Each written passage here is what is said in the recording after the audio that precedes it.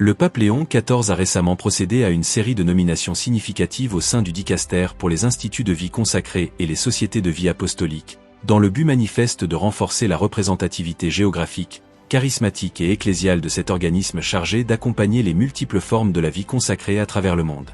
En intégrant des figures ecclésiastiques venues de contextes très diversifiés, tant des églises de tradition ancienne que des réalités missionnaires et émergentes, le pontife entend donner un nouvel élan à la collégialité et à la dynamique universelle de l'Église dans son rapport à la vie consacrée.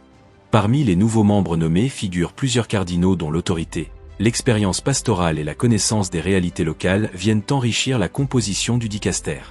Le cardinal Arthur Roche, préfet du dicaster pour le culte divin et la discipline des sacrements, connu pour sa rigueur liturgique et son attachement à la tradition liturgique réformée du Concile Vatican II, figure parmi les membres désormais associés aux travaux du dicaster. À ses côtés, le cardinal espagnol Cristóbal López Romero, salésien et archevêque de Rabat, apporte la voix d'une église minoritaire mais dynamique en terre musulmane, témoignant du dialogue interreligieux et de la mission dans des contextes de minorité. Le cardinal Giorgio Marengo, missionnaire de la Consolata et préfet apostolique d'Oulan-Bator en Mongolie, représente quant à lui une église naissante aux confins de l'Asie centrale, incarnant l'esprit missionnaire du catholicisme contemporain. Le cardinal Pier Battista Pizzaballa, franciscain et patriarche latin de Jérusalem, expert reconnu du dialogue avec les églises orientales et avec les religions monothéistes au Moyen-Orient, participe également désormais aux réflexions du dicaster, tout comme le cardinal James Spengler, archevêque de Porto Alegre au Brésil, théologien reconnu et franciscain engagé dans les enjeux sociaux du continent latino-américain. Cette diversité cardinalice est complétée par la nomination d'archevêques et d'évêques issus de régions et de contextes pastoraux variés, offrant un regard ancré dans les réalités locales. Ainsi, Mgr Jude Tadae Ruwaiseashi, capucin et archevêque de Dar es Salaam en Tanzanie, apporte son expérience d'une église en forte croissance sur le continent africain. Mgr Jerzy Makulewicz, conventuel polonais et administrateur apostolique de l'Ouzbékistan, témoigne de l'implantation chrétienne en Asie centrale post-soviétique. L'Amérique latine est aussi représentée avec Mgr Julio César Salcedo Aquino, missionnaire de Jésus et évêque de Tlaxcala au Mexique, enraciné dans la pastorale des vocations et dans la vie religieuse locale. L'Afrique du Sud, marquée par une histoire complexe de coexistence ethnique et religieuse, est représentée par Mgr Tulani Victor Mbuyiza, religieux de la congrégation des missionnaires de Marianil et évêque de Kokstad.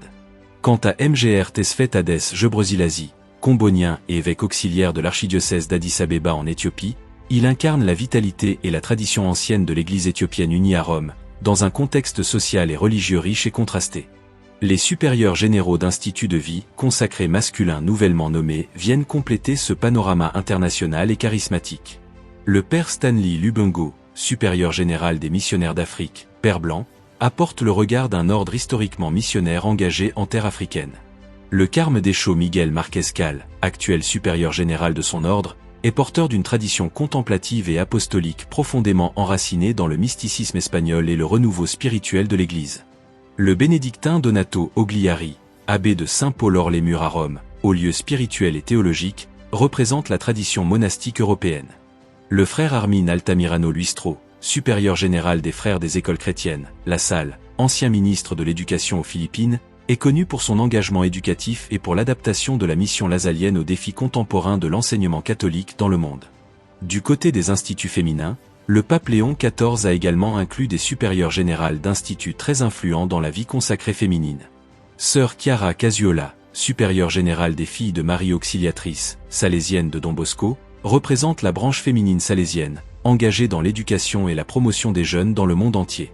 Sœur Françoise Petit, supérieure générale des filles de la Charité de Saint-Vincent de Paul, incarne la tradition vincentienne de service aux pauvres, dans un esprit de proximité évangélique. Sœur Maria Goretilli, supérieure générale des Sœurs hospitalières de Saint-Paul, porte une dimension interculturelle et hospitalière d'un charisme ancré dans les soins aux malades.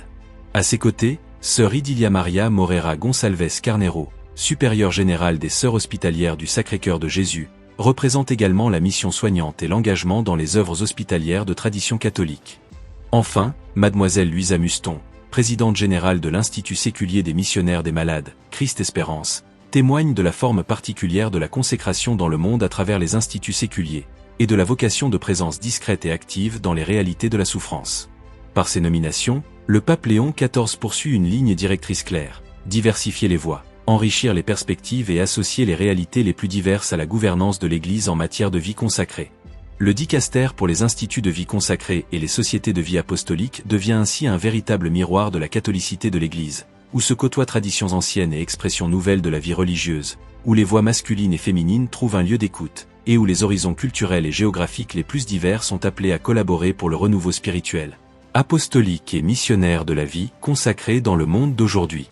Cette démarche s'inscrit également dans le sillage des appels du pape François à une Église synodale, inclusive, tournée vers les périphéries et à l'écoute de l'esprit qui suscite des formes toujours nouvelles de consécration, de fraternité et de service. À travers ces nominations, le pape Léon XIV affirme son désir d'un accompagnement renouvelé et attentif de toutes les formes de la vie consacrée, en reconnaissant leur diversité, leur fécondité et leur rôle irremplaçable dans la mission évangélisatrice de l'Église. Les personnes choisies incarnent la richesse de cette diversité, missionnaires au long cours, pasteurs enracinés dans les réalités locales, contemplatifs engagés, éducateurs, soignants, hommes et femmes consacrés selon différentes formes canoniques, tous porteurs de charisme qui, ensemble, donnent chair à l'Évangile dans le monde contemporain.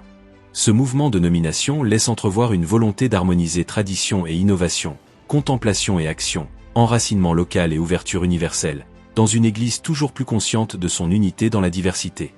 Il illustre également l'attention du Saint-Père à reconnaître et valoriser les contributions venues des périphéries géographiques et existentielles, dans une dynamique de réciprocité où chacun, quelle que soit son origine ou son statut, peut participer à l'œuvre commune de sanctification du monde. En conférant à ces hommes et ces femmes la responsabilité de conseiller et d'accompagner la vie consacrée à l'échelle universelle, le pape Léon XIV manifeste sa confiance dans les charismes issus de la pluralité des peuples et des cultures. Le dicaster ainsi renouvelé pourra ainsi répondre plus fidèlement aux défis contemporains, la baisse des vocations dans certaines régions, les appels au renouveau spirituel et communautaire, les enjeux d'interculturalité et d'inculturation, les tensions internes ou externes aux instituts, la gouvernance partagée, le témoignage prophétique dans des contextes sécularisés ou de pauvreté extrême, et la place des consacrés dans une Église qui cherche à réaffirmer son engagement missionnaire et solidaire.